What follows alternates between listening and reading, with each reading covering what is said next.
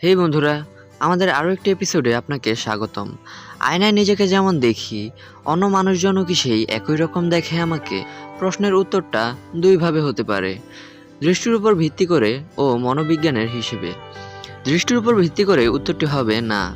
আপনি আয়নাতে আপনাকে যেমন দেখেন, সত্যিকারের মানুষ আপনাকে তেমন দেখে না, বরং তার উল্টো দেখে। বিশ্বাস হচ্ছে না?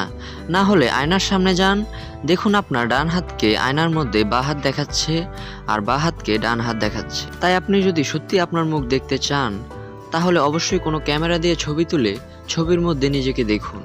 মনোবিজ্ঞানের হিসেবে উত্তরটি হবে না, কিন্তু দুই নায়ের মধ্যে পার্থক্য রয়েছে।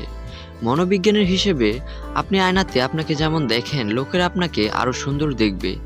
এখন ভাবছেন কী সব বলছি? দাঁড়ান, প্রমাণ করছি। আপনি যখন নিজেকে আয়নায় দেখেন, তখন আপনার ক্ষুদ্র ক্ষুদ্র ত্রুটিগুলো অনেক বড় মনে হয়, কিন্তু সত্যিকার অর্থে আপনার এই ক্ষুদ্র ক্ষুদ্র ত্রুটিগুলোতে কেউ নজর দেয় না, কারণ তাদের কাছে এত সময় থাকে না যে আপনাকে খুঁটিয়ে খুঁটিয়ে দেখবে। আচ্ছা, আপনি একটা সত্যি কথা বলেন, আপনি কি কখনো কাউকে এত খুঁটিয়ে খুঁটিয়ে দেখেছেন? অধিকাংশ মানুষই উত্তরে বলবেন না। আমি জানি কিছু মানুষ আছে খুঁটিয়ে খুঁটিয়ে দেখেন। আসলে সত্যি বলতে ওদের হাতে কোনো কাজ নেই তো, সময় নষ্ট করা ছাড়া, তাই এরকম করেন। যাই হোক, অবশেষে এটাই বলতে চাই, নিজের শরীরের আকার বা চেহারা নিয়ে চিন্তিত হবেন না, কারণ এসবের উপর আপনার কোনো নিয়ন্ত্রণ নেই।